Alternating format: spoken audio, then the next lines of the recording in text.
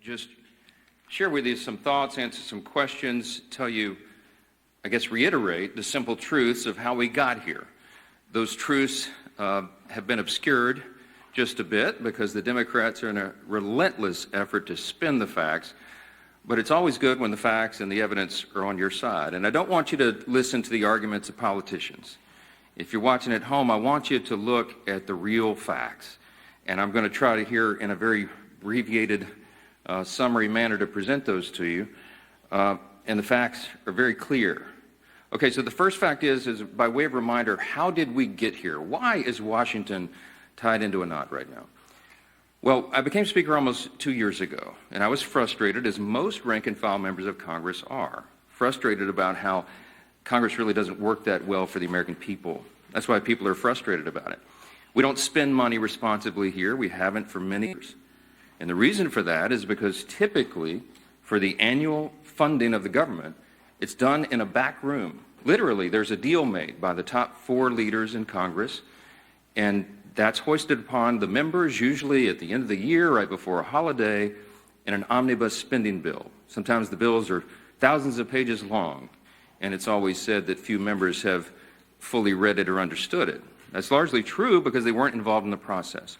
So when I became Speaker, I've been doggedly determined to make this House and the Senate work again, to do right by the American people, to get the process, to rebuild the muscle memory, to get back to the way it is supposed to work. And what does that mean? It means that Congress is supposed to carefully deliberate over 12 separate appropriations bills every year. Why? Because we divide the spending of the taxpayers' funds into 12 categories so that everybody can go through that. And all the elected members, the duly elected representatives of the people, can come here and have a debate and a discussion. We do that through the Appropriations Committee, they're the specialists on it, the members of the House and Senate who work on it around the clock, 365, every day of the year. And then they put together a product. It goes to the full body in the House and then the full body in the Senate, and they work on that together, and they come up with the most efficient and effective way that they can build consensus around to spend the taxpayers' funds. Well, we started that process back this year, and I'm so proud to tell you that we're rebuilding the muscle memory. It's like pushing a boulder uphill, but we've got it done. And we worked 12 separate appropriations bills through the House Appropriations Committee. I mean, they worked hard in a bipartisan fashion, Republicans and Democrats. They worked on it steadily. We got 3 of those bills on the floor. We debated them on the floor. We passed them on the House floor. And we sent that over to the Senate. Meanwhile, the Senate passed 3 of their own bills off the floor. That hasn't happened around here in many years. And all of that process that I just described takes a lot of time and a lot of work and energy and effort. And our appropriators, while they were working in good faith, they ran out of time. Why? Because the end of the fiscal year is September 30th, not December 31. And so the clock was just running out. So what we did, because Republicans are in charge of both houses right now, is the responsible thing. Leader Thune in the Senate and I in the House, we sat down with our appropriators and we said, let's come up with a simple stopgap measure to keep the lights on and keep the government open so that appropriators can finish this very healthy process for the people they represent. And so we put together a very simple, clean, continuing resolution. Why do we say it's clean? Because there's nothing to it. It's 24 pages. It's the bare minimum. It just says, keep the status quo, which, by the way, for all my Democrat friends, is the Biden-era policies and spending that we haven't been able to fix yet. We're in the process of getting appropriations done to repair all that, but we needed more time to do it. So in a bipartisan fashion, Democrats and Republicans got together and said, you know what? Fine, let's extend this until November 21st. The Democrats in the House agreed to that. That was the date. We put that bill on the floor. We passed it out of the House in bipartisan fashion. And we sent it over to the Senate. Well, now we expected, I thought, that Chuck Schumer would do what he's always done. The man has served in Congress 3/4 of my life, I think. And he has given impassioned speeches over the year, most recently in March of this year, that you have to fund continuing resolutions. You can't shut the government down because it's irresponsible and painful for the American people. He was right in March. He is not right today, which leads me to fact number 2. Fact number 1 was how we got here. Fact number 2 is why are we in this mess? Why did Chuck Schumer change his tune, and why is he now saying exactly the opposite of what he said 6 months ago? A picture's worth 10,000 words, okay? This is a copy of the Washington Examiner. Zoom in on that, all right? If you can't see this at home, I just had this on my desk on a big stack, and I found it. This is published March of 2025, March 26 exactly. It's a picture of Chuck Schumer looking very upset, very angry, walking out with a box, and all the House Democrats depicted their character, saying that he's an enemy of democracy. Why is he an enemy of democracy? Because the far left base in the Democrat Party has turned on Chuck Schumer because he did the responsible thing, get the lights on. Why? Because they want him to show a fight against President Trump. So Schumer doesn't want to be in this situation again. So he said, my gosh, he got his staff together and he got the far left wing of the party. He said, what do you want? What do you want me to fight on? So they created a red herring. A red herring is a distraction. They decided that they would pick a fight on health care. Well, let me look right into the camera and tell you very clearly. Republicans are the ones concerned about health care. Republicans are the party working around the clock every day to fix health care. This is not talking points for us. We've done it. A big part of the One Big Beautiful Bill, the Working Families Tax Cut, was to fix health care. Health care is broken in America. It's too expensive. The quality of care needs to rise. We need more access for more people, and we have lots of ideas to do that. But that issue is for debate in the next 3 months. It always was. We have members working on that. The tax credit, the subsidy you've heard about that expires December 31st, there's a lot of thoughtful debate and discussion that has already been going on about that and will go on about that. But that's a December 31 issue. So Chuck Schumer is scrambling. He has to have an issue.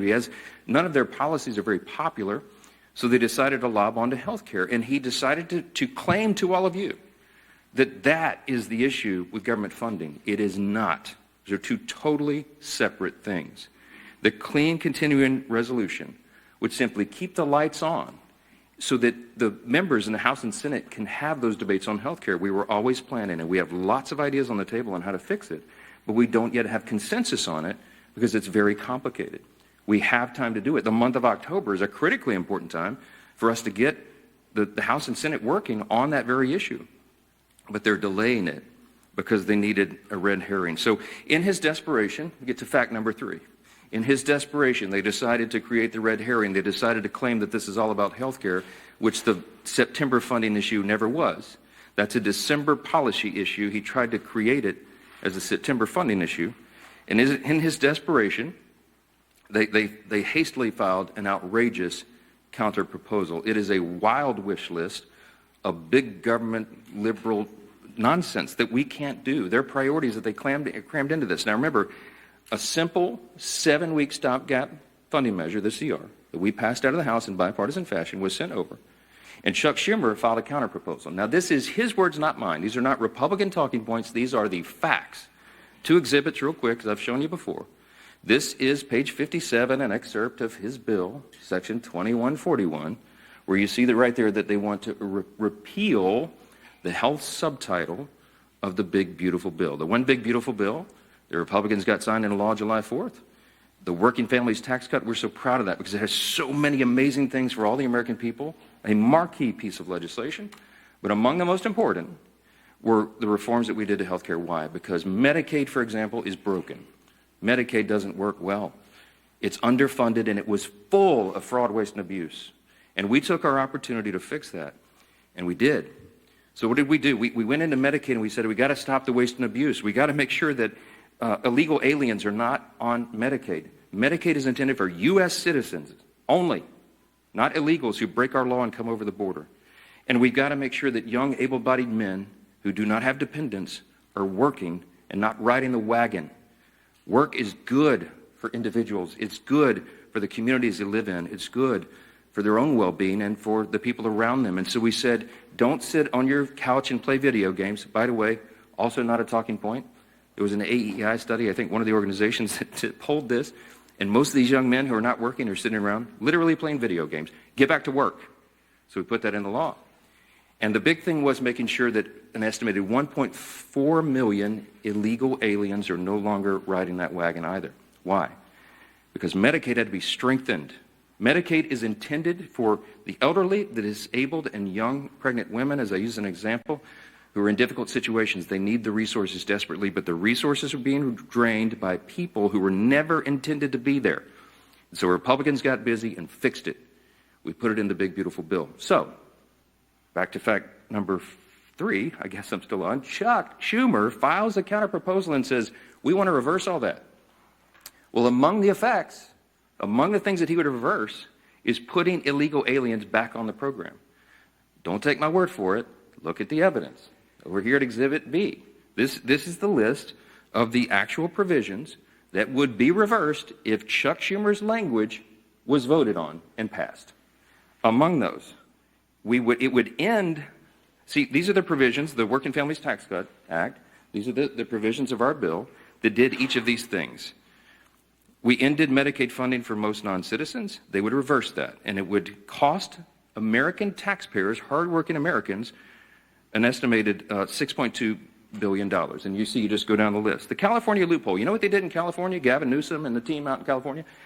They expanded Medicaid to cover all able-bodied illegal alien adults. These men who could be working or whatever. I mean, they're not even citizens, never intended by Congress. They put that on the tab of the taxpayer. And so we reversed it. Chuck Schumer would repeal that. He would repeal those repairs, and this is what it would cost you. Do the math. I won't go through each line, but it's on the website, speaker.gov. You can pull this up. It amounts to $192 billion, $192.8 billion. It's almost $200 billion that Chuck Schumer wants to put back in. Also, by the way, while he's repealing our health subtitle, he would also repeal the $50 billion that Republicans put into the bill to support our rural hospitals around the country. Why would Chuck Schumer do that? Because he's desperate for political cover. Let me keep going on this. By the way, these are enhanced COVID-era spending under Joe Biden for all this healthcare stuff. It was stolen, fraud, waste, and abuse, rife throughout the programs, and we fixed it, and they want to reverse that. By the way, this has always been what the Democrats wanted to do. You all remember, I know, the 2020 presidential election. We've all seen the video over the last week or so, where they asked every single candidate for the Democrat nomination on the stage running for president, is it your intention to give health care to illegal aliens who come into the country? Every single one of them raised their hands, including Joe Biden and Kamala Harris, and that explains a lot of this. All right. That's the facts. And I went on all the shows. I've been on all the programs, as many as I can, to just lay this out. And on some of these programs have been followed by Chuck Schumer or Hakeem Jeffries back and forth. Not one time have they been able to refute what they themselves put in writing. I hope that you will ask them about this. I hope that you will ask them, if it is indeed not your intention, why did you say that? Why did you do that? This is a key part of what they put into their counterproposal, which, by the way, amounts to $1.5 trillion in new spending that they want to strap onto a 7-week, simple, 24-page stopgap measure to keep the lights on so we can do our work.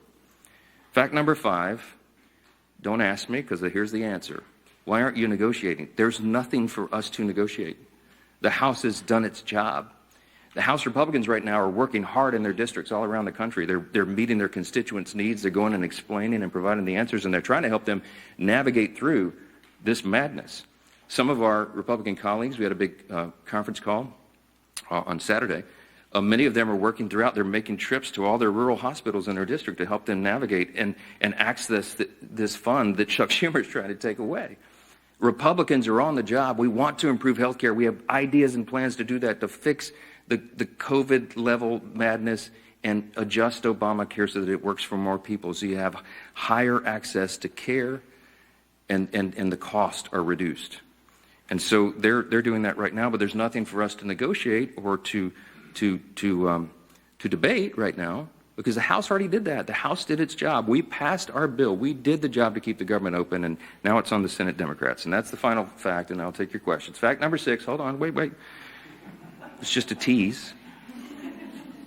The ball, I have to finish my case. Here's my closing argument, okay? The ball is in the court of the Senate Democrats.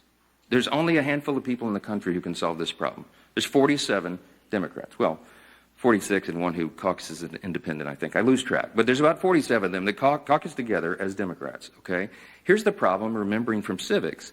We don't have enough Republican votes to fix this because it takes 60 votes in the Senate to break this impasse, to open the government. There's only 53 Republicans in the Senate. We need some Democrats to be thoughtful and responsible and do the right thing. Because why? Because real people are being hurt in all these political games.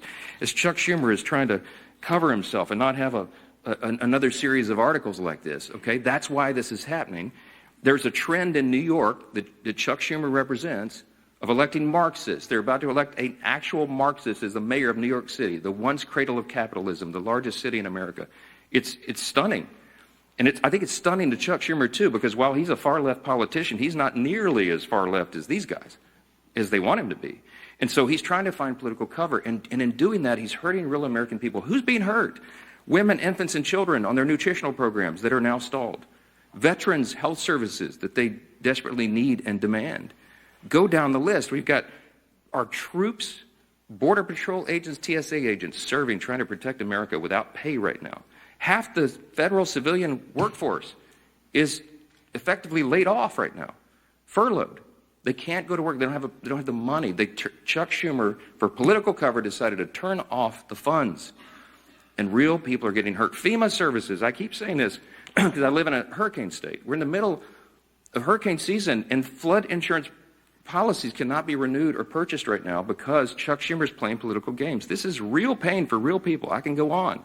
There are articles written in the last 2 days. Some of your outlets wrote about low-income Medicaid or Medicare recipients, for example, who have been able to receive health care at home because we expanded that through telehealth and all that. All that is shut down.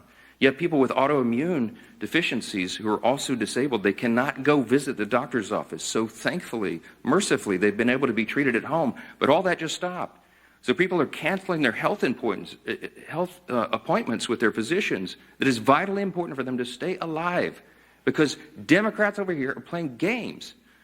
We have one plea and one plea alone.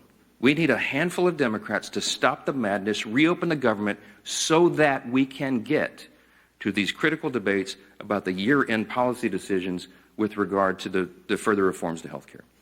Plain and simple, that's where we are. That's the facts, and everybody can draw their own conclusions. Don't listen to the words of politicians. Look at the actual evidence and the facts, and I think the case is very clear. Yes, sir, because you're standing up. Go ahead. Jeffries just challenged you to debate on the House floor today. Do you see yourself debating him, or would you be when the poll says that about 13% of the people approve of your messaging, then you make desperate pleas for attention, and that's what Hakeem Jeffries has done. Look, my friend Hakeem had his shot. We debated all this on the House floor, as you know, before we passed our bill. He spoke for 7 or 8 minutes. He had all of his colleagues lined up. They gave it their best shot, and they argued, and they stomped their feet and screamed at us and all that. And still, we passed the bill in bipartisan fashion and sent it over to the Senate. The House has done its job. I'm not going to let Hakeem try to pretend for these theatrics. I mean, this is a Chuck Schumer decision. The ball is in the Senate's court now. The House has done this. We don't need to waste time on that nonsense. Those debates have been had. Hakeem is a friend and a colleague. I respect him, but we all know what he's trying to do there. Yes, sir. I'm anxious to get my folks back. And look, I want to bring the House back into session and get back to work, but we can't do it till they turn the lights back on. We need Chuck Schumer to reopen the government, and as soon as he does that, we'll bring everybody back here. Yes, back row. Yes, sir. Why not call the House back into session? Because with respect to what you said at the start about the importance of passing funding bills, there are still 9 funding bills to pass in the House. Yeah, well, we remember, we've passed them through the House committee. They're out of committee, and we'll get them on the floor. And the appropriators have been working, and they are working as we speak, on trying to figure out which packages of bills we can move to the floor next. And there's some really good discussion that's been had. I myself have spoken to Democrat appropriators on the other side about these things and our commitments to move that and do it. I'll tell you, this is not some sort of confidential thing. I had I think a fruitful discussion with Senator Patty Murray about 2 days ago, a day or so ago. And I told her it is my full intention that if we break this impasse and we put these bills together, we have 3 of them in conference committee right now. Whatever the conference committee comes up with, I will put on the floor. I'm ready to go. But we've got to open government up so that they can move to that next level, so that conference committee can get that work done. That is small D democracy at its best. You get R's and D's, everybody in the room, and they hash it out, and whatever that final product is, we will move through the process. So we need to reopen government to do that. Yes, sir. Mr. Speaker, I know your intention is that the state subsidies don't end until the end of this calendar year. Do you disagree with the Democrats' position that these insurance companies are setting their premium rates now, and that people are going to have to make open enrollment decisions in the very near future? Yeah, Yeah, they've been saying that some of the insurance companies will be sending out notices in early November. The last time I checked, it's October 6th. We have the entire month of October. We'll stay here around the clock to work through all these things, but we have to get government open again to do it. They're trying to obscure the issue. We are talking about a simple funding measure that the Democrats themselves have voted on over and over and over. Chuck Schumer, they voted on it 13 times during the Biden administration. This is the exact same thing that was on the floor in March when Chuck Schumer, I should have brought his video and let him give you the speech of why it was so important to pass it. Nothing has changed except the politics. So that's a political issue that they're trying to make out of it. Yes, ma'am. Thank you. You mentioned that there is no negotiation to be had, but you also acknowledge that funding the government has to be bipartisan. So is the only way out of this for Democrats to completely drop their demands? Is there anything that Republicans are willing to give? And have there been any conversations? It doesn't even seem like the two sides are talking. I'm so glad you asked the question. Why aren't you dropping all of your demands so that it makes it more palatable for Democrats to join you? I didn't put any on the CR. Leader Thune and I have tried to explain this a few times. There's nothing for us to negotiate. I cannot go to the CR and go, you know what, Democrats, you're right. Let me take out these 3 Republican priorities. I didn't add a single Republican policy or priority or preference to the CR. It is 100% totally clean. It is an exact status quo replica of what we're doing right now, which again is Biden-era policies and spending levels, to our great chagrin, but in good faith. I presented that because I didn't want to play games. We are responsible. We're not going to shut the government down for people who desperately need these services and all these things that I've said are stalled. And so we didn't, no gimmicks, no tricks. There's nothing that Leader Thune and I can go to Chuck Schumer and say, you know what, okay, we'll pull this off. Would that make it better? No, I don't have anything to give. I didn't put any of our priorities on the spending measure because, again, all we're trying to do in good faith is get 7 more weeks to finish that appropriations process that we've been all so excited about. Jake. Who will, if you're not able to extend these subsidies, which is a possibility, it seems, who will own the political impact from that if health insurance does go up 200%? That's putting the cart like a mile in front of the horse. I believe that the subsidy issue, that's the December 31 issue, is a complicated one. It hasn't worked well. It's filled with abuse. We have a lot of ideas on how to improve upon it if indeed it goes forward. And I mentioned yesterday, there's 535 members when you count House and Senate, and there's probably 400 different ideas on how to fix that. But we need the next couple of weeks to have those vigorous, deliberate debates, which is how the process is supposed to work. So I'm not going to forecast how that comes out, and neither could any of you, because those debates haven't been held yet. And that's kind of the irony, because Chuck Schumer is saying something that he knows isn't true. He's saying, oh, you guys snap your fingers. You and Leader Thune go in the back room and tell us how that's going to be resolved today so we can reopen the government. That's impossible for me to do. I have to have the input of all of our members so that they can figure that out. So that's part of the process. Last one. Yep. Can you just talk a little bit about your reference to conversation you had with Senator Murray? Have you been personally lobbying any Senate Democrats to switch their votes in support of the CR? No, they haven't exactly been ringing my phone off the hook, okay? I'm open, always have been for dialogue with anybody about that. But I think she wanted an assurance from me that what I'm saying is true and that we have every intention of moving the appropriations bills. And I said, yes, ma'am, of course it is. I say the same things privately that I say publicly. We are consistent, and that's why it's easy for me to stand up here and share the facts. When the simple truth is on your side, you have nothing to hide from. I'm just presenting this to the American people. This is the fourth time we've done that. I hate to drag you all out and go through all the details, but I've got to put on the case over and over because repetition apparently is the key to this. People are starting to recognize this is not a Republican shutdown. It is a Schumer Democrat shutdown. Again, why? Because they needed political cover. It's shameless. It is sad. Real people are hurting, and it needs to end. They'll have another opportunity this evening, And I sure pray, and I hope you all will, that a handful of additional common sense people on the Democrat side will change their votes, reopen the government, so we can get back to all these issues as we desperately want to do. Thank you all so much for being here.